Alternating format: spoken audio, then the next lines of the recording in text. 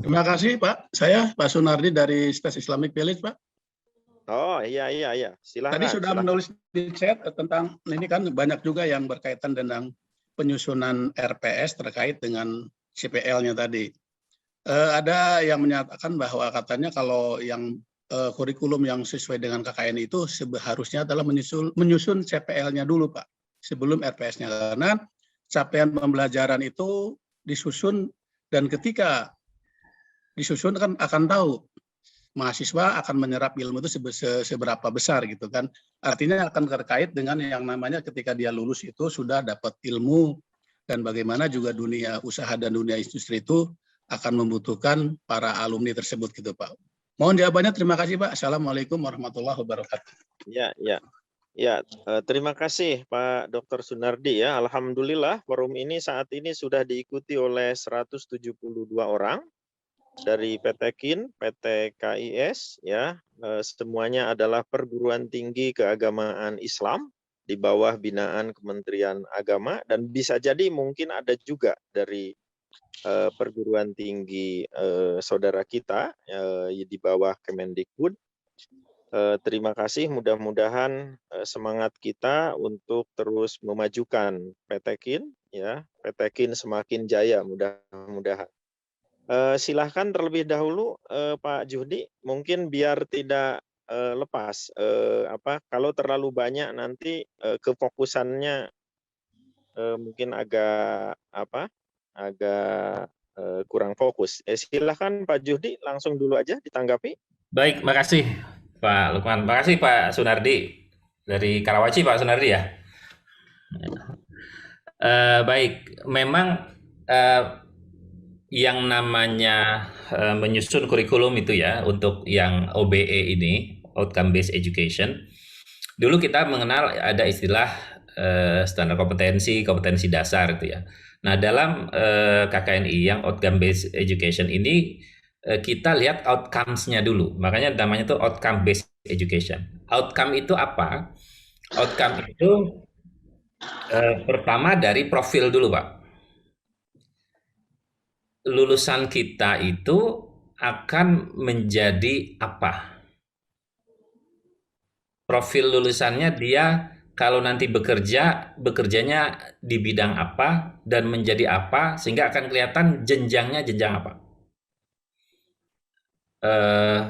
Untuk S1 mungkin kan tidak menjadi ahli, tetapi bisa memahami ilmu tertentu.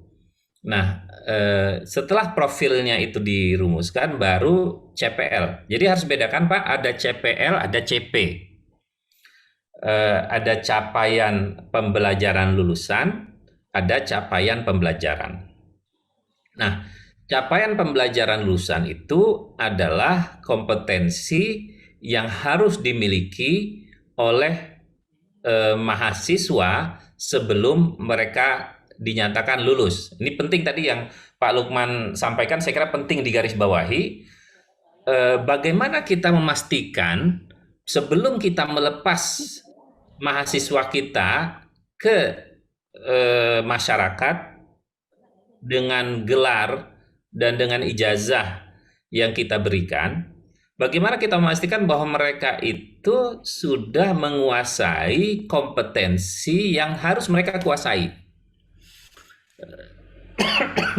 Sederhana saja, misalnya kalau kita ingin melepas mahasiswa kita menjadi lulusan jadi guru bahasa Arab, apakah mereka sudah bisa membaca bahasa Arab, bisa menjelaskan kaidah-kaidah bahasa Arab, dan bisa berbicara bahasa Arab? Nah, itu capaian pembelajaran lulusannya. Kalau mau jadi guru bahasa Arab, apa sih yang harus mereka kuasai? Sebagai lulusan seorang sarjana pendidikan bahasa Arab, mereka harus menguasai apa? Tentu tata bahasa Arab, fungsi bahasa Arab, dan cara mengajarkan bahasa Arab. Nah, itu capaian pembelajaran lulusannya. Ya. Tentu nanti misalnya capaian pembelajaran Anda mau spesifikkan misalnya mampu mengajarkan bahasa Arab dengan metode penggunaan teknologi informasi terbaru misalnya. bisa saja ada keterampilan khusus yang Anda rumuskan di situ, yang itu berbeda dengan prodi pendidikan bahasa Arab yang lain. Atau misalnya perguruan tinggi Anda punya metode khusus pendidikan bahasa Arab yang tidak dimiliki oleh orang lain, maka akan jadi capaian pembelajaran khusus di prodi Anda bahwa mahasiswa menguasai metode pembelajaran bahasa Arab dengan cara A. Nah, jadi capaian itu dirumuskan awal, Pak, capaian pembelajaran lulusan. Nah, setelah kita punya capaian pembelajaran lulusan, maka di sini ini menyambung tadi pertanyaan tentang pemetaan bahan kajian. Nah, setelah kita punya capaian pembelajaran lulusan, kan nanti ada banyak tuh CPL 1, 2, 3, 4, ada berapa banyak capaian pembelajaran lulusan yang harus dikuasai oleh mahasiswa. Nah, untuk bisa menguasai capaian pembelajaran lulusan ini, ilmu apa yang harus mereka pelajari? Itulah pemetaan bahan kajiannya. Jadi capaian pembelajaran lulusan 1, mahasiswa kalau kita mungkin tidak bisa lepas dari nilai-nilai keimanan dan ketakwaan. Berarti apa yang harus dipelajari untuk sampai situ? Nah, sampai kepada capaian pembelajaran lulusan yang mencerminkan keterampilan khusus prodi. Tadi misalnya pembelajaran bahasa Arab dengan menggunakan teknologi informasi. Nah, untuk bisa mahasiswa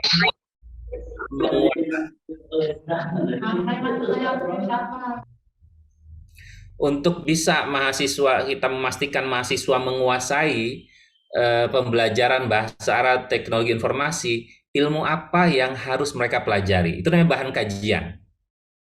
Jadi bahan kajian itu adalah ilmu atau keterampilan apa yang harus dipelajari oleh mahasiswa untuk sampai kepada capaian pembelajaran lulusan. Nah, bahan kajian inilah yang kemudian nanti dirumuskan menjadi mata kuliah.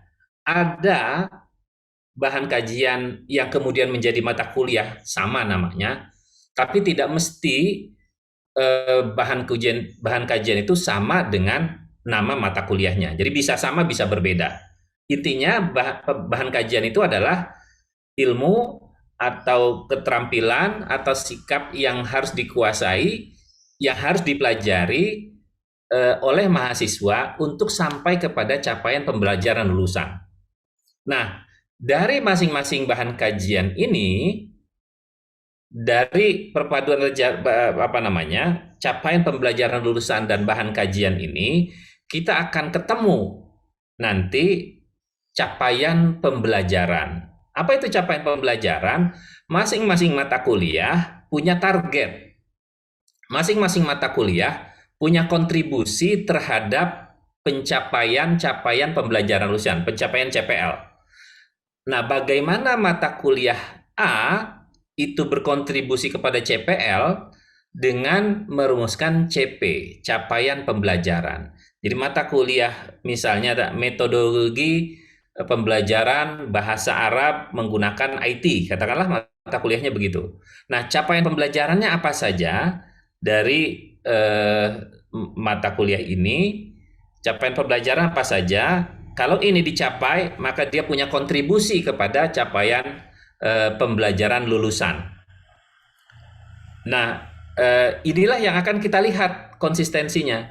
Jadi ada capaian pembelajaran lulusan, ada bahan kajian, ada struktur mata kuliah, dan ada capaian pembelajaran di tiap mata kuliah. Itulah yang menjadi bahan Pak Sunardi untuk menyusun RPS.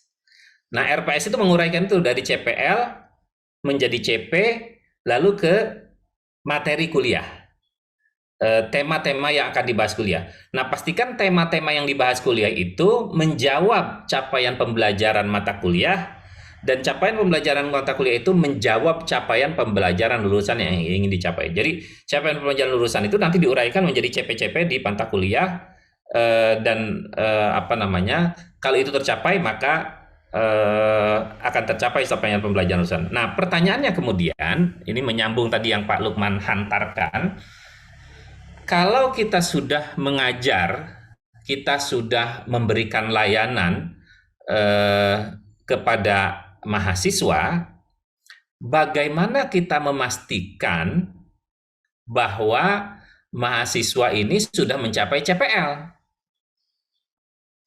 Nah, masing-masing program studi, masing-masing kampus punya kebijakan sendiri-sendiri, punya mekanisme sendiri-sendiri. Tapi yang penting harus ada mekanisme bagaimana CPL itu tercapai.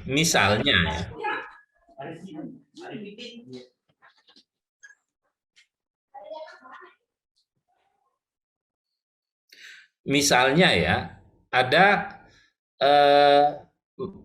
prodi yang mengharuskan mahasiswa mengikuti ujian komprehensif, misalnya itu. Dengan ujian komprehensif itulah dilihat CPL-nya sudah tercapai atau tidak. Ada prodi yang mengukurnya dengan project yang diterjemahkan menjadi paper. Dengan kalau mahasiswa sudah bisa menyelesaikan project itu dengan luarannya, maka dianggap sudah memenuhi capaian pembelajaran lulusan. Jadi pertama secara internal, diukur secara internal, memang yang paling sederhana ya, yang paling sederhana kan kita lihat indeks prestasi IPK. Tetapi kan ini yang sesungguhnya, karena banyak prodi yang ingin mahasiswanya supaya bisa ngelamar kerja dengan mudah, maka IP-nya harus di atas 3. Dibuatlah semua di atas 3 IP-nya. Nah, itu kan banyak dosen yang tidak bertanggung jawab. Tidak bertanggung jawab itu sebetulnya tidak layak mendapat IP 3 tapi dikasih IP 3 supaya bisa dapat kerjaan. Itu kan sama juga menjerumuskan. Kalau kita asumsikan prodi kedokteran misalnya atau keperawatan, mahasiswanya bisa masang selang infus atau tidak. Kalau mahasiswa tidak bisa pasang selang infus, tapi kita kasih nilai 3 IP-nya, dan kita kasih semacam rilis, dia sudah bisa praktek, itu kan kita mencelakakan orang. Nah, sama juga itu, mahasiswa tidak paham tata bahasa Arab, tidak bisa memahami orang ngomong bahasa Arab, tapi kita kasih lisensi untuk jadi guru bahasa Arab, IP-nya 3. Itu kan juga kita bertanggung jawab mestinya, memberikan SIM kepada orang yang tidak bisa nyupir. Nah, itu sama juga begitu. Memberikan SIM kepada orang yang tidak bisa nyupir, yaitu sama juga kita sedang mengantarkan orang untuk celaka di jalan. Memberikan SIM kepada orang yang tidak bisa mengajar, sama juga kita mengantarkan orang untuk membodohi anak-anak didik kita. Memberikan SIM kepada orang untuk praktek dokter padahal tidak lulus dokteran, berarti sama juga kita ingin membuat kesehatan orang terganggu.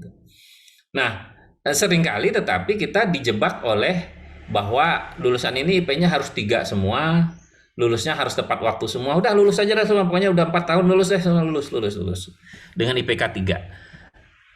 Tapi kita tidak pernah mengukur sebenarnya kompetensinya sudah tercapai atau belum. Capaian pembelajaran yang kita inginkan itu sudah tercapai atau belum. Nah, itu ada pengukuran secara internal. Pengukuran secara internal itu kita harus punya mekanismenya, apakah dengan ujian komprehensif, apakah dengan membuat proyek. Yang pasti di situ kita bisa mengukur bahwa mahasiswa kita sudah mencapai kompetensi yang diharapkan. Itu secara internal. Secara eksternal, dan ini jangkanya lebih panjang, tentu dengan tadi yang disampaikan oleh Pak Lukman adalah tracer study. Dari tracer study kan kita lihat feedback dari pengguna lulusan. Pengguna lulusan kita mengatakan apa? Apakah penguasaan bahasa mahasiswa kita sudah memadai atau belum? Apakah pengetahuan mahasiswa kita sudah memadai atau belum? Apakah keterampilan mahasiswa kita sudah memadai atau belum? Singkatnya, apakah sebenarnya lulusan kita sudah siap memasuki tempat kerjanya atau belum? Nah, persoalannya kadang-kadang kan kita sering terjebak oleh keinginan untuk dianggap baik.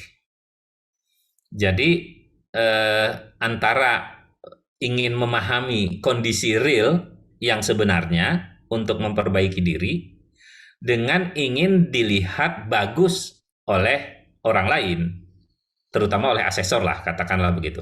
Kan kita semua ingin kelihatan bagus oleh asesor supaya nilai akreditasnya baik. Nah, untuk kelihatan bagus oleh asesor itu, ya kita harus memoles diri. Jadi kadang-kadang kita terjebak oleh kamuflase yang kita buat sendiri.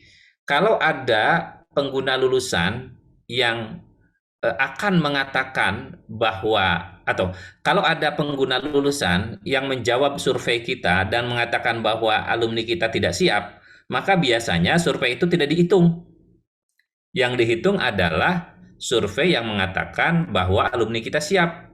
Bahasa Arabnya bagus, bahasa Inggrisnya bagus, mengajarnya bagus, komunikasinya bagus, bisa bekerja sama dengan tim, wah bagus semua lah pokoknya. Akhirnya kita terjebak kepada, oh ternyata tidak ada yang harus diperbaiki. Nah, padahal feedback dari pengguna lulusan ini menjadi salah satu faktor penting bagi kita untuk menganalisis ketercapaian capaian pembelajaran lulusan kita. Apakah hasil yang kita inginkan ini sesuai tidak dengan harapan kita di awal ketika kita menyusun visi misi, menyusun kurikulum. Nah, hasilnya ini dilihat langsung oleh pengguna lulusan, mungkin oleh kita udah kelihatan bagus nih. Nilainya IPK-nya 3,5 semua. Tapi di mata pengguna lulusan sudah memadai atau belum? Sudah cukup atau belum? Nah, itu akan dilihat lagi kalau tadi Pak Helmi di pengantar mengatakan untuk akreditasi internasional sederhana saja, mereka lihat key performance indicator-nya, KPI-nya. Mereka kerjanya di lembaga yang kompetitif atau tidak? Mereka bekerjanya di lembaga yang reputable atau tidak? Mereka bekerjanya di tempat yang diinginkan orang banyak atau tidak? Itu aja. Kalau kerja di lembaga internasional, di tempat yang kompetitif, oh berarti alumninya kompetitif, berarti CPL-nya tercapai. Itu sederhana itu KPI untuk akreditasi internasional. Tapi kan kita perlu melihat secara lebih detail. Lulusan kita seberapa persen yang betul-betul menguasai CPL itu. Nah, karena itu perlu di dalam kurikulum kita, di dalam kebijakan internal kita, Prodi mampu menganalisis, mampu melihat apakah CPL yang sudah ditetapkan itu dikuasai oleh mahasiswa atau tidak. Nah, silakan saja, itu kan modelnya bisa macam-macam. Tadi saya sampaikan, bisa dengan ujian komprehensif, bisa dengan ujian tugas akhir, bisa dengan bentuk kerja di tempat lain gitu. Yang penting ada penilaian yang menggambarkan bahwa capaian pembelajaran lulusan yang kita idealkan itu terukur, bahwa mahasiswa kita sudah atau belum mencapai CPL yang diharapkan. Saya kira itu, Mas Lukman, Pak Sunardi.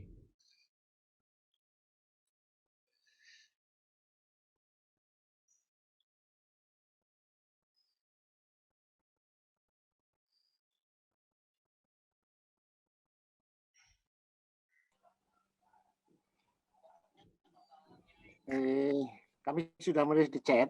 Kalau boleh minta gambaran, kami dari Universitas Mas Sofi ya. Ya, silakan.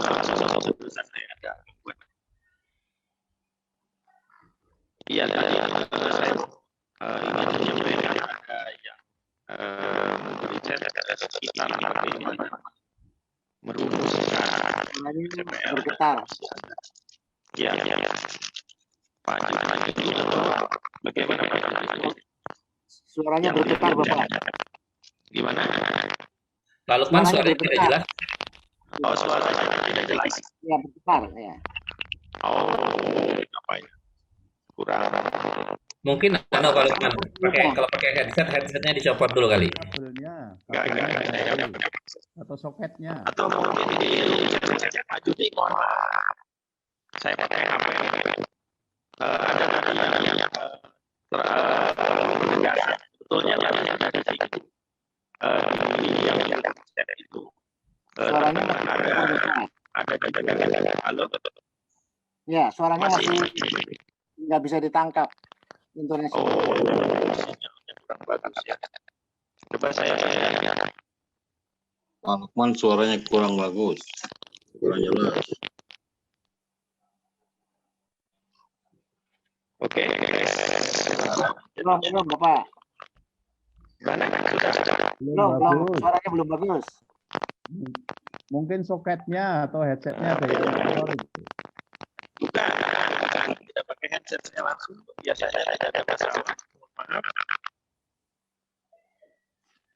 Sudah. Mungkin kendala Belum sinyal. bagus. Ya, lumayan. Kendala atau mungkin apa juga saya tidak bisa yang ada yang perlu ditegaskan. Kalau suara kami didengar baik nggak di sini, Bapak? Bisa. Ini Baik. kami sebetulnya sudah menulis di chat. Kami ingin sharing tentang pembuatan indikator CPL untuk mata kuliah yang sifatnya bukan praktikal. Seperti umpamanya membuat indikator kepatuhan, indikator ketakwaan, indikator akhlak baik, karakter dan sebagainya. Saya kira kami sangat membutuhkan sharing untuk sisi itu di dalam pembuatan CPL, khususnya mata kuliah yang sifatnya bukan praktikal. Itu harapan kami dari Universitas Salma Safia, Fakultas Agama Islam Universitas Salma Safia. Yang kami ada 3 prodi di sana, ada komunikasi penyiaran Islam, ada perbankan syariah, dan ada pendidikan agama Islam. Terima kasih. Bisa diulangi Pak, bagian awalnya tadi apa? Bagian awalnya putus-putus. Ya, di dalam membuat indikator CPL itu biasanya kami kesulitan untuk mata kuliah yang tidak bersifat praktikal ya. Seperti umpamanya mata kuliah akhlak, mata kuliah karakter. Ya, karena kami ada 26 mata kuliah yang di pengembangan kepribadian itu. Nah, kesulitannya memang kami di pembuatan indikatornya gitu, Pak. Mungkin bisa diberikan sharing untuk itu, kami sangat berterima kasih.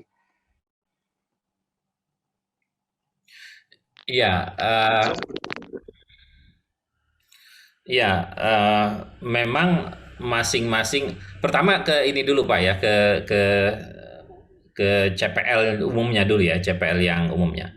CPL umumnya sebelum kita memastikan mata kuliah yang Bapak sebutkan tadi 24 itu, pastikan dulu apakah memang mata kuliah itu diperlukan untuk mencapai CPL, mencapai hasil akhir.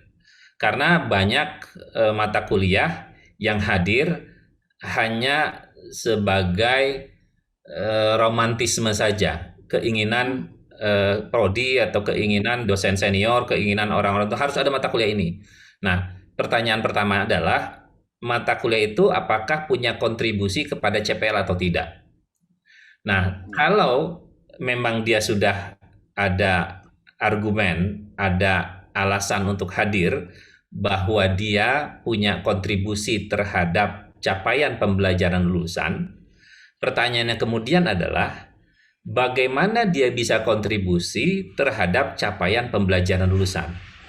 Kontribusi apa yang dia berikan mata kuliah itu terhadap capaian pembelajaran lulusan. Apakah dia berkontribusi secara kognitif saja, pengetahuan tertentu yang harus dikuasai oleh si lulusan, atau dia berkontribusi terhadap aspek sikap pembentukan pribadi si lulusan, atau dia berkontribusi pada pembentukan keterampilan skill bagi lulusan itu. Nah, itu dulu diidentifikasi, Pak. Apakah kontribusi yang diharapkan itu bentuknya pengetahuan saja, sikap saja, keterampilan saja, atau gabungan dari ketiganya. Nah, kalau itu dipahami, tentu disitulah kita bisa merumuskan capaian pembelajarannya. Apa yang diharapkan dari mata kuliah ini? Kemampuan apa yang diharapkan dikuasai oleh mahasiswa terhadap mata kuliah ini? Jadi itu kita rumuskan CP-nya kita rumuskan setelah kita tahu bahwa mata kuliah ini punya kontribusi terhadap CPL. Jadi jangan terpisah, Pak. Jangan melihat mata kuliah itu berdiri sendiri. Mata kuliah itu hadir sebagai bagian dari skenario kita untuk mengantarkan mahasiswa menguasai CPL.